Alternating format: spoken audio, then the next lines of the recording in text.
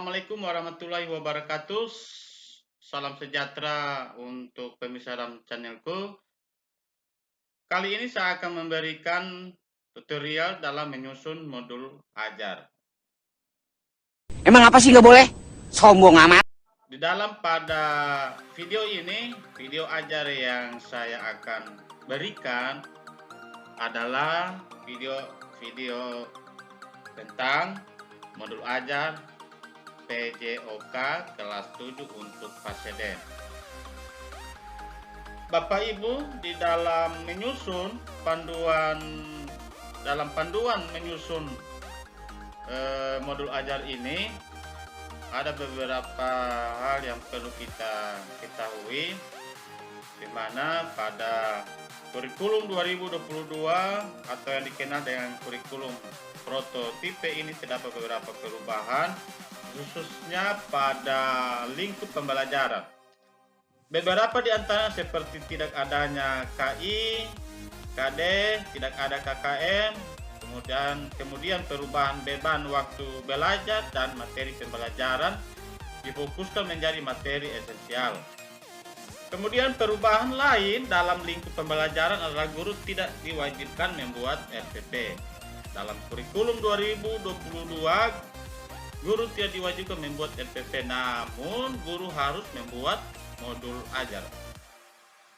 Kemudian di dalam modul ajar yang saya akan bagikan ini, Bapak Ibu, sebentar saya akan memberikan link di dalam video ini dan perlu dicatat karena saya akan memberikan secara gratis, yaitu buku guru untuk panduan dalam pembelajaran dan contoh modul ajar.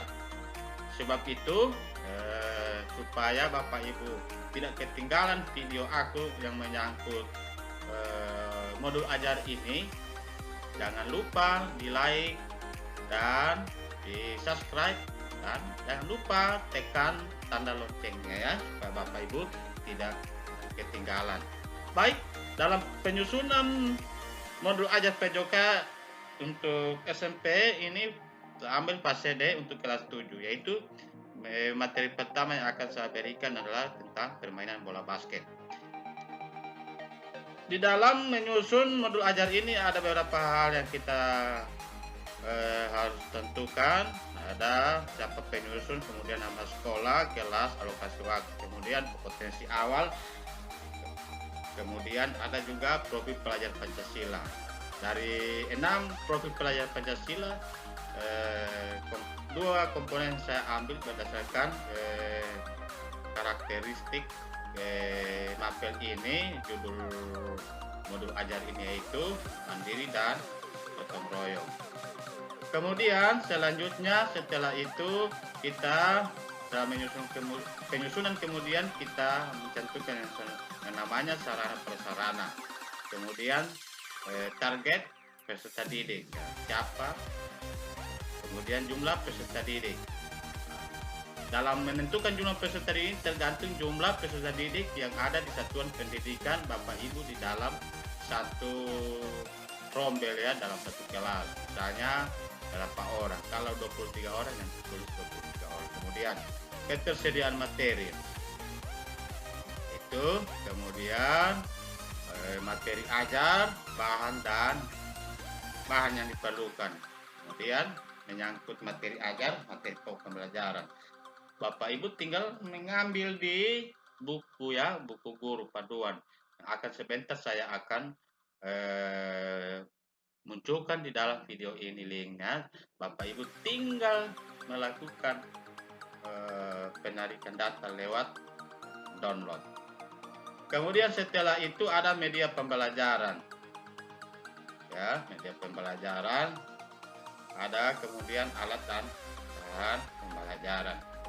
Kemudian moda pembelajaran tergantung Bapak Ibu kondisi saat ini.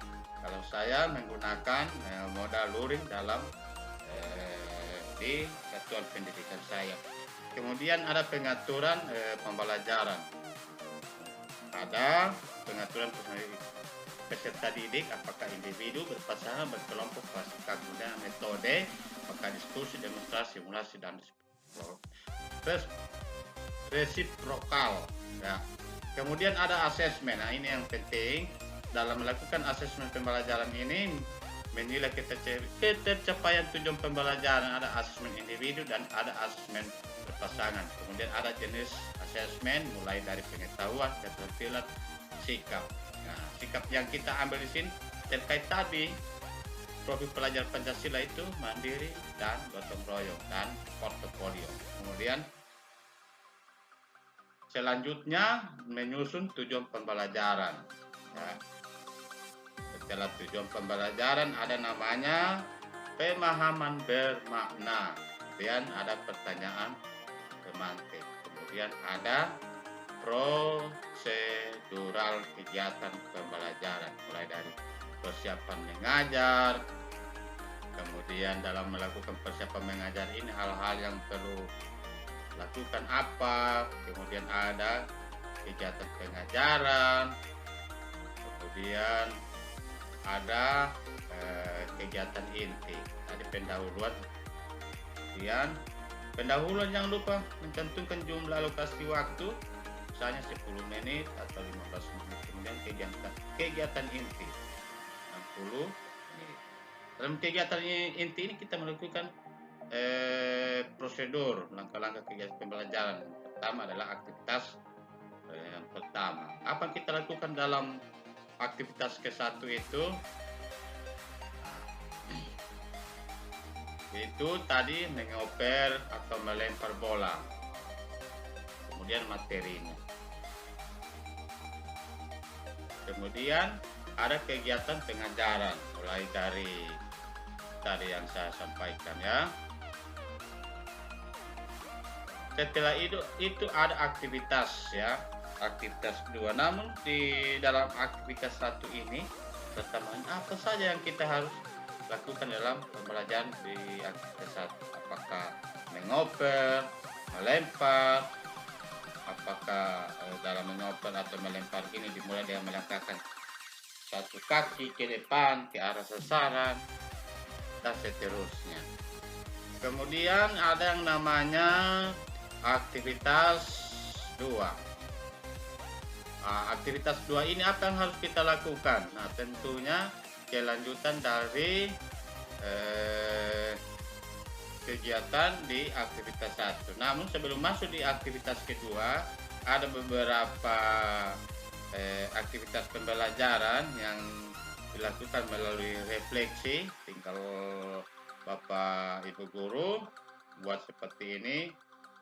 Kemudian ada lagi yang namanya catatannya. Guru harus memberikan catatan untuk lembar refleksi dari sikap. Nah, ini lengkap Bapak Ibu Guru. Ada lembar yang namanya refleksi diri mengenai pengetahuan dan keterampilan. Ini tinggal mencontek Bapak Ibu ya. Sudah pertanyaannya. Kemudian kita setelah itu masuk pada aktivitas 2. Ini aktivitas 2 ini pada pertemuan keduanya mungkin Bapak Ibu Guru ya. Sama dengan di aktivitas 1, hanya membedakan adalah tentang materi kegiatan. Aktivitas 3, ada 3 kali pertemuan ini. Apakah melakukan CESPAS, apakah melakukan SUT 1 angka, 2 angka, 3 angka, melakukan CESPAS, CESPAS, dan seterusnya. Tergantung kehendak Bapak Ibu. Kemudian sama juga ada tadi mengenai asesmen penilaiannya, dari sikap, pengetahuan, keterampilan, dan tentunya portofolio.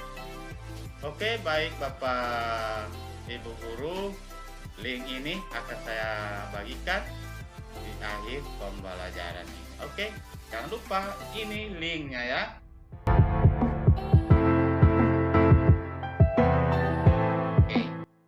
Oke, demikian. Assalamualaikum warahmatullahi wabarakatuh. Salam dan bahagia.